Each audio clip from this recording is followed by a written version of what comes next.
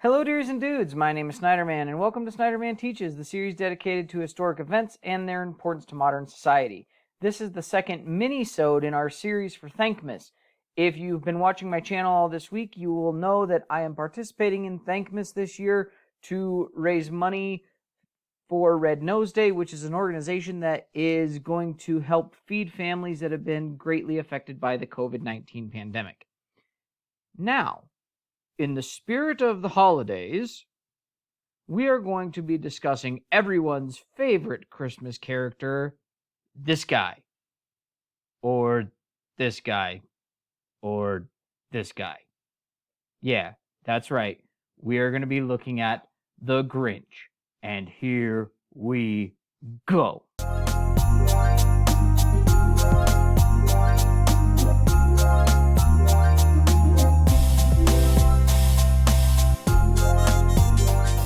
Okay, so unfortunately, in that little clip, I couldn't use "You're a Mean One, Mr. Grinch" because not public domain, and I want to avoid the copyrights. But in order to understand the Grinch, we need to understand, first of all, where the Grinch came from. I love me some Dr. Seuss, and the Grinch is a character of Dr. Seuss, one of my all-time favorite children's book writers, and the Grinch happened to be one of my favorite Dr. Seuss books growing up. Now, the Grinch actually originated in the summer of 1955, and he did not have his own book. Instead, he was kind of a co-character of a poem that Dr. Seuss publishes in Red Book called The Hubbub and the Grinch. Okay, so that's where the Grinch comes from. But the character proved to be so popular that in 1957, he gets his own stage in How the Grinch Stole Christmas. And that's where we know the Grinch from. He's the character that pretty much hates everything about Christmas, though we aren't sure why. And really, his story kind of outlines the issues of materialism in our society today. The whole message of the story is that Christmas is more than just what you can buy in stores, which is accurate.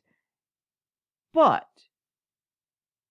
the Grinch gets its popularity there with the book, and he becomes so popular that he actually gets his own animated feature a few years after the book's released. Really in the early 60s, mid-60s era is when we see the Grinch hit the TV screen. And what's interesting is the Grinch gets his holiday special in a time where holiday specials were absolutely flooding the market, okay? He's hitting the TV screen at the same time as Frosty and Rudolph and all those other kind of creepy claymation, stop animation type holiday specials are coming out. But despite all that, the Grinch maintains his popularity, and he actually still holds, as of this, a 100% critic rating on Rotten Tomatoes. So people love the Grinch. And it is this rendition of the Grinch that people are more familiar with. Because in the original story, the Grinch doesn't have his iconic green color, something that is vastly or greatly associated with the character. And the character becomes so popular there that into the 70s and 80s, the Grinch actually gets two more TV specials. The first is called Halloween is Grinch Time or Grinch Day or something like that. It's something like that. You can look it up yourself. And the second of those actually sees the Grinch team up with another popular Dr. Seuss character in The Cat in the Hat. And that is titled The Grinch is the Cat in the Hat. So the cartoon character of the Grinch continues to be popular throughout that time frame.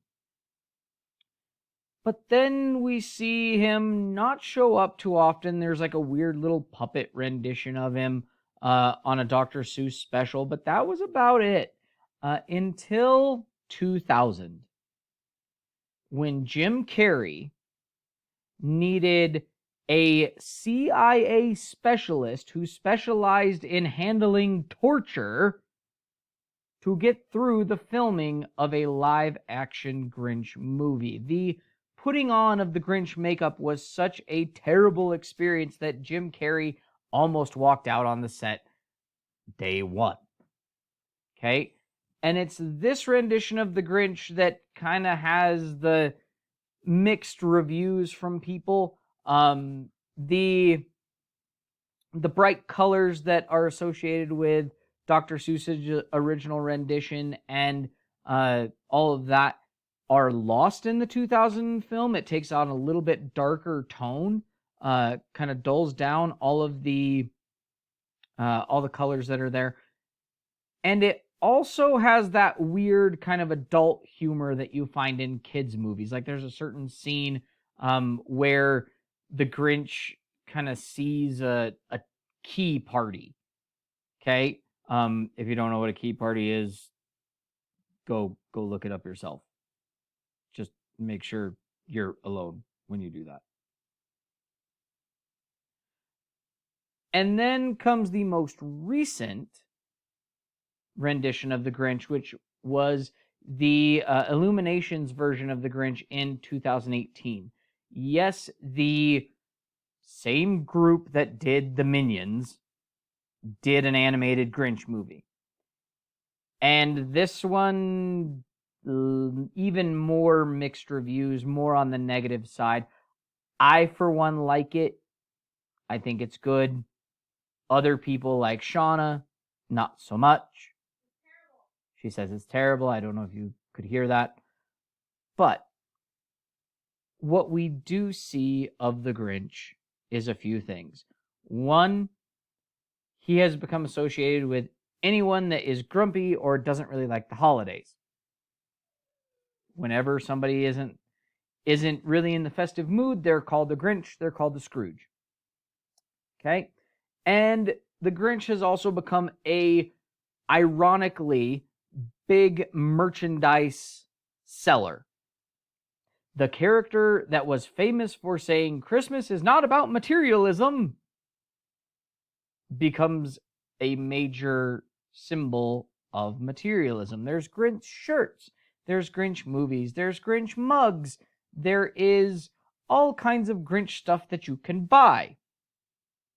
So take that for what you will.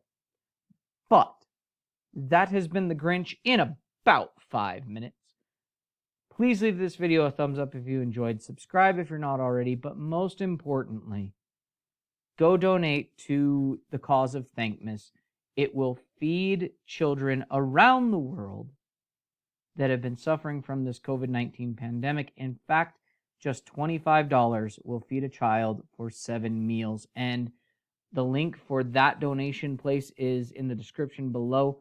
As of the recording of this video, Cheesy and I are $3, a measly $3, away from our goal of $250 by the end of Thankmas.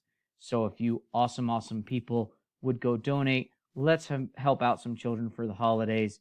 Have a great day. We'll see ya.